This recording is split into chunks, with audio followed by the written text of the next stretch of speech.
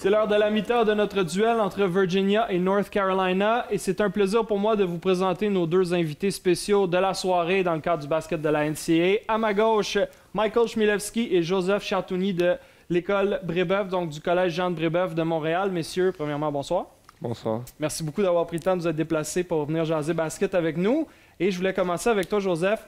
On a suivi un peu cette année sur les ondes RDS2 les succès de Nemanja Žarković. On en reparlera dans quelques instants, mais tu auras le plaisir de te joindre à lui la saison prochaine à l'université Fordham dans l'Atlantic 10, basée dans la ville de New York. Cette université va être particulièrement excitant de voir des matchs à la télé puis de savoir que tu vas jouer dans ce calibre-là dès l'année prochaine. C'est sûr, ça c'est vraiment, en plus d'aller jouer avec Fordham, avec Nem, c'est quand même quelque chose que j'ai toujours voulu faire. Mais c'était pas une obligation non plus d'aller jouer avec Nem.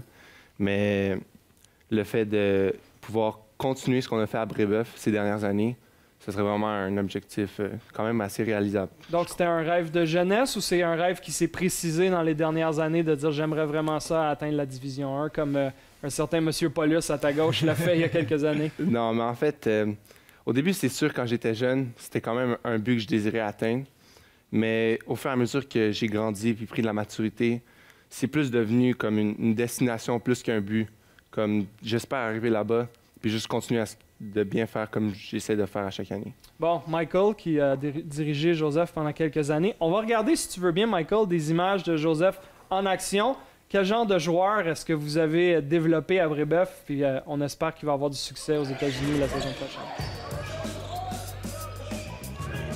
Joseph, vraiment un talent quand même assez évident.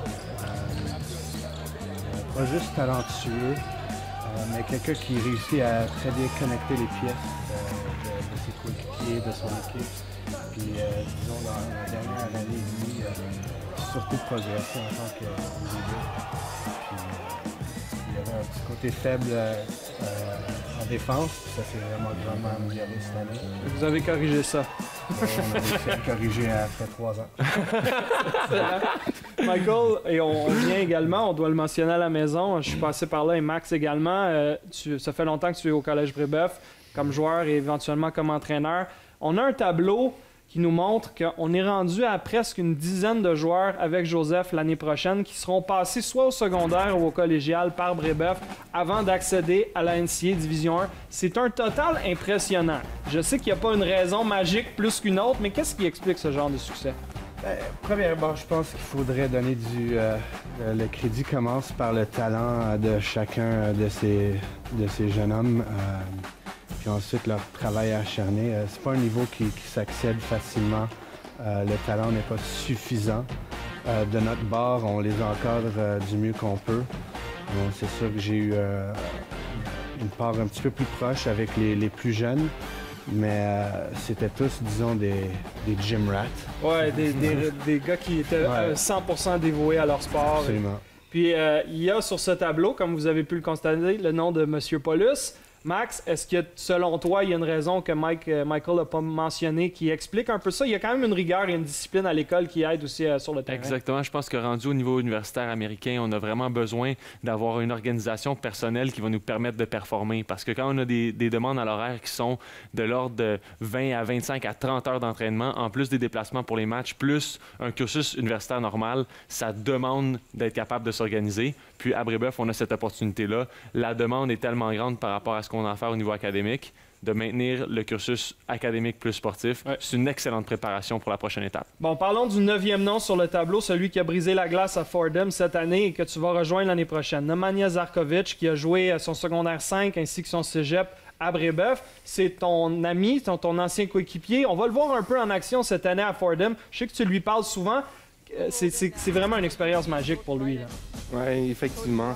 Comme il a fait à Brébeuf, quand je devais prendre mon choix pour aller au collégial puis jouer avec lui, il m'avait donné des bons conseils pour la préparation, pour choisir mon école. En fait, il a juste continué à faire la même chose avec Fordham, puis les conseils qu'il m'avait donnés, puis les feedbacks sur les coachs, l'école, ou bien ce qu'ils font en pratique, le développement, ça a fait en sorte que je pouvais pas dire non à une telle opportunité. Effectivement. Et je sais, Michael, tu l'as dirigé, tu le connais bien. Je vais demander la question à Max dans quelques instants, mais c'est quoi les forces de Nemanja? Je pense que c'est quelqu'un qui a vraiment maximisé son talent. Hein? Absolument. C'est quelqu'un qui est passé sous le radar au secondaire. Max le connaissait très bien, mais c'est pas tout le monde qui reconnaissait son potentiel long terme. Côté discipline, maturité, puis juste esprit compétitif, il n'y a aucune peur sur le terrain. C'est un leader, puis il se bat pendant 40 minutes, puis ça commence tout le temps, comme Max en a parlé un petit peu au début. Et tu peux être talentueux, mais ça prend la bonne attitude, puis la bonne discipline, puis ça prend du caractère à réussir à des niveaux élevés, puis il possède toutes ces petites qualités-là, disons. Qui rassemble vraiment un beau tout. Max, avant de te parler de Nemanja, on va écouter ce qu'il avait à me dire en entrevue au téléphone un peu plus tôt cette semaine. Premièrement, sur la préparation qu'il a reçue au Québec pour accéder aux États-Unis, ainsi que le fait de jouer avec son ami Joseph dès la saison prochaine. On l'écoute. Alors, j'ai été extrêmement bien préparé, puis ça, j'en dois beaucoup à Michael, j'en dois beaucoup à tout le programme de Brébeuf depuis mon arrivée là en son R5. Mais non, c'est ça, avec Michael, on a travaillé beaucoup à l'aspect technique, sur l'aspect mental. Il m'a aidé beaucoup pour me différencier des autres joueurs parce qu'on va pas se mentir, des joueurs comme moi, avec mon talent physique, il y en a des milliers aux États-Unis. L'important, c'était de travailler sur mes forces, travailler sur mes faiblesses, puis de me distinguer des athlètes ici parce que moi, je peux pas compétitionner au niveau athlétique avec eux. Puis Michael m'a appris toujours à jouer avec ma tête, puis à toujours rester mentalement fort. Je pense que ça a été quelque chose de vraiment important. L'autre côté sur lequel on a travaillé beaucoup, c'est le leadership. C'est quelque chose qu'ils ont aimé ici beaucoup. Le basket, ça joue beaucoup sur le terrain, mais il y a une grosse partie de la game qui joue à l'extérieur, qui joue dans le locker room aussi. Puis non, ça m'a définitivement aidé pour ici. Ouais, c'est très excitant, surtout que Joseph, c'est un très bon ami à moi. Puis c'est un petit peu un retour en arrière quand moi j'ai décidé de rester à Brébeuf en Cégep 1. Puis lui est encore en son R5, puis il devait décider où est-ce qu'il voulait aller au Cégep. Dans le fond, on était déjà passé par là, puis on se connaît assez bien, puis il savait que ce que je lui disais, que j'allais pas y mentir, j'allais pas y vendre Fordham juste pour qu'il vienne jouer avec moi. Ça a été sa décision. Il a trouvé que ce qu'il lui offrait ici, c'était intéressant. Puis, côté basket, ça va être vraiment excitant de jouer avec lui. Ça fait des années qu'on joue ensemble. On a gagné beaucoup de matchs ensemble. On a gagné des championnats ensemble. On se connaît beaucoup à l'extérieur du terrain, sur le terrain. Je pense que si on arrive une fois, avec un peu d'expérience, on risque d'arriver à un niveau où on va pouvoir faire une grosse différence ici ensemble. Très intéressant comme propos. C'est un jeune homme que tu connais bien. Et moi, quand je lui ai parlé et quand j'écoute ses extraits, je me rends compte à quel point il a une bonne tête sur ses épaules et il était équipé pour faire face à ce défi. En effet, puis sa pensée structurée. Déjà, dans une interview radiophonique avec quelqu'un, c'est facile de se perdre dans les réponses. Puis on voit que c'est un jeune homme qui est organisé. Puis les 3 points qu'il amène, c'est son attitude, le fait qu'il est habitué de gagner, puis surtout le fait qu'il est réaliste par rapport à ses aptitudes. Souvent, un bon joueur va devenir médiocre parce qu'il pense qu'il est extraordinaire. Ouais. Nemanja reconnaît qu'il y a des faiblesses, reconnaît aussi ses forces, puis en les reconnaissant, on peut les travailler. Je pense que c'est un jeune homme qui a un avenir brillant. Puis il a parlé de leadership aussi, et quand on dit le mot leadership, M. Paulus a le gros sourire pendu aux oreilles. Joseph, parle-moi un peu du trajet qui t'a amené là. Je voulais aborder avec vous dans les minutes qui nous restent. Il y a 2 options pour accéder à l'NCAA. On peut soit jouer au Québec tout son collégial et sauter directement en Division 1. Il y a des avantages et des inconvénients. Il y en a d'autres qui font le prep school avant. Est-ce que c'est une réflexion que tu as eue et que tu as décidé de rester au Québec? Probablement comme la majorité des secondaires 5 ou bien secondaires 4. Tout le monde veut aller jouer aux États-Unis parce que c'est là-bas qu'il y a vraiment la meilleure compétition. Mais ça a tellement été un sujet que j'ai tout le temps essayé d'aborder avec, mettons, mes coachs ou bien mon père ou bien des personnes qui m'entourent parce que j'en ai vu d'autres comme Olivier Hanlan, Kevin Szabo qui sont partis là-bas puis qui ont quand même bien fait. Ouais, exact, des bons exemples qui ont bien fait, mais il y en a d'autres qui ont moins bien fait, disons. Fait que j'ai vraiment plus décidé de rester au Québec, au Cégep, surtout à Brébeuf, parce que j'étais là-bas en secondaire 4 et 5. Okay? Parce que l'encadrement là-bas qu'ils donnaient était vraiment plus que que ce que je pensais que j'allais pouvoir avoir aux États-Unis. Encadrement à l'école, parce que c'est une très bonne école académique.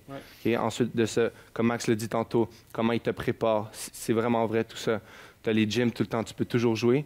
Puis à part de ça, je pense que le développement que Brébeuf apporte à un individu on and off the court, c'est ce qui était le plus important pour moi. Ouais. Et je voulais ressortir des images de toi en action à Davidson parce que tu as fait le même parcours. Tu as joué au Québec à Champlain-Saint-Lambert avant d'aller aux États-Unis. Est-ce qu'en rétrospective, tu sens que tu as fait un bon choix? Je pense que, contrairement à Joseph Chartouni, j'ai été beaucoup moins bien préparé, puis les conversations en profondeur avec des leaders qui m'ont permis de faire un choix éclairé étaient beaucoup plus difficiles. Donc, j'ai été extrêmement chanceux dans mon parcours de basket, puis ma chance m'a bien mené, mais disons que c'était moins réfléchi que les décisions que les jeunes hommes qui jouent au basket au Québec en ce moment sont capables de prendre 2015-2014. C'est pas du tout la même situation. Et en terminant, messieurs, la saison se passe bien. C'est quoi les objectifs là, pour Brébeuf? Je sais que vous faites la transition au 3A l'année prochaine. C'est très excitant pour le programme. Comment on termine la saison en 2014-2015? Compétitif. On va essayer de foncer jusqu'au bout. On veut se retrouver au même résultat que l'an passé. On te souhaite bonne chance. Merci beaucoup. Merci beaucoup d'être passé. Puis c'est certain qu'avec 2 Québécois à Fordham, on va vous suivre très attentivement à compter de la semaine prochaine. Merci beaucoup, les gars. On s'arrête là-dessus. Je vous rappelle que vous écoutez le basketball de la NCAA sur les ondes de RDS2.